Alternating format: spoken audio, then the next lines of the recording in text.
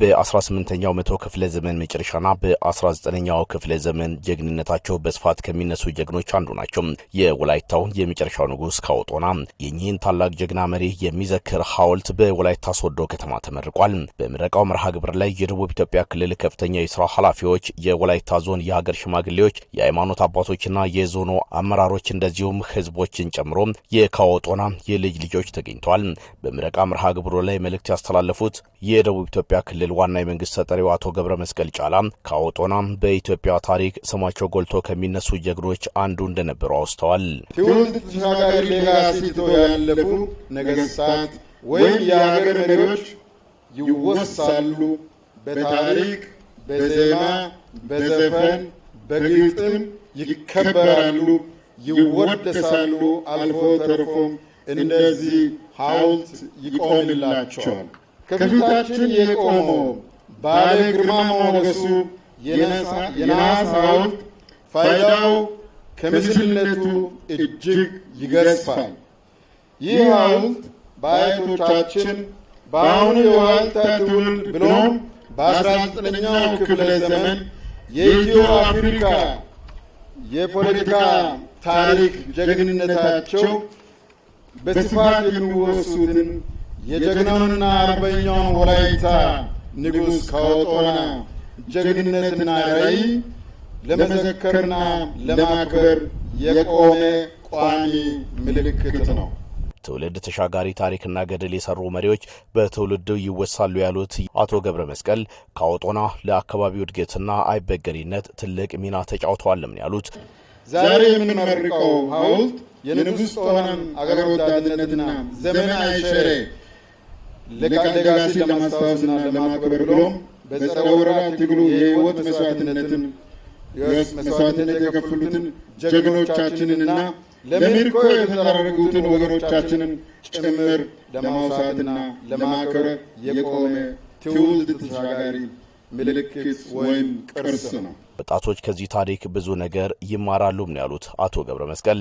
በመጥፎ የታሪክ አጋጣሚ ከተከሰተው ደም አፋሳሽ ጦርነት መከፋፈል መደገም የሌለበትና አለመግባባቶችና ግጭቶችን በሰለጠነ መንገድ በውይይትና ድርድር መፍታት አስፈላጊ መሆኑን ይማራሉ።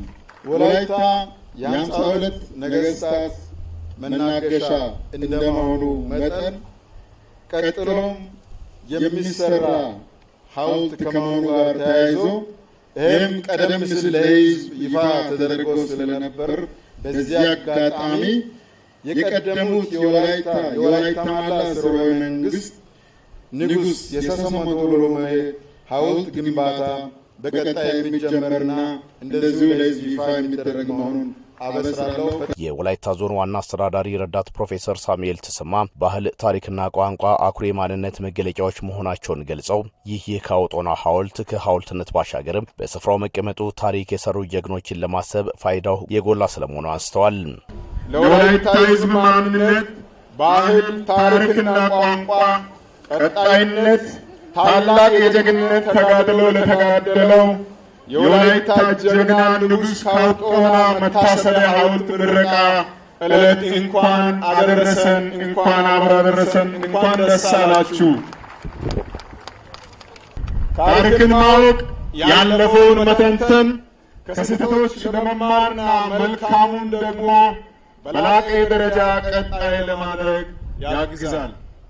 ባህል፣ ታሪክና ቋንቋ አኩሪ የማንነት መገለጫ በመሆኑ ቀጣይነት እንዲረጋገጥ ቀደምት አባቶቻችንና እናቶቻችን ቆሞይቱ ጠናት ቆሬቱ በሚል ብልህ ትውልድን ያነጹ እንደነበረ ይታወሳል። የወላይታ ዞን አስተዳደርም የሕያው ተምሳሌት አባቶች ሐውልት ስራ በተቀመጠው ስታንዳርድ መሰረት ተሰርቶ እንዲጠናቀቅ የራሱን አስተዋጽኦ ሲያደርግ ቆይቷል። ወላይታ ወትሊ ወርቃ ማይዘና የወላይታ ሶዶ ከተማ ከንቲባ ታገኝ ኃይለማርያም በበኩላቸው በወላይታ የመጨረሻው ንጉስ የሆነው ካወጦናን ለቀጣይ ትውልድ ታሪኩን ለማስተላለፍ ከድርሳናት ባለፈም በዚህ መልኩ እንዲታወስና ታሪኩ እንዲወሳ ማድረጉ ለታሪክ ቅብብሎች ድርሻው የላቀ ስለመሆኑ አንስተዋል። ይህ ዛሬ የምናስመርቀው የንጉስ ጦና ሐውልት ከሐውልትነት ባሻገር ለሁላችንም ትልቅ ትርጉም ያለው ሐውልት ነው። በወላይታ የነገስታት ታሪክ የመጨረሻው ንጉስ የሆነው ካወጦና በዚህና ባለፈው ትውልድ ሲዘከር የቆየ የትልቅ ታሪክ ባለቤት ነው። ካወጦና ማን ነው? ምንስ ሰራ? የሚለውን ጥያቄ ለቀጣይ ትውልድ በቅብብሎች ማስተላለፍ ይቻል ዘንድ የዚህ ሐውልት መሰራት ያለው ፋይዳ እጅግ ትልቅ ነው። ካወጦና ለአካባቢው እድገት የድርሻቸውን መወጣታቸውን የገለጹት ከንቲባዋ በሐውልቱ ዙሪያም ለመስህብነት የሚውሉ ተጨማሪ ልማቶች መሰራታቸውንም ነው የጠቀሱት። ጥበብ ስራዎችን ለሀገር ልማት አስፈላጊ መሆናቸውን በመረዳት በዘመኑ የጎጆ ኢንዱስትሪ እንዲስፋፋ ያደረጉ ጥረት ቀላል ግምት የሚሰጠው አይደለምና ይህም ብቻ አይደለም። ካወጦና በወላይታ ድምር ሰላማዊ አስተዳደር ስርዓት ተጠብቆ እንዲቀጥል ያደረጉ በህዝቦች የእርስ በርስ ግንኙነት መጠናከር ላይ አበክረው የሰሩ ታላቅ ንጉስ ነበሩ።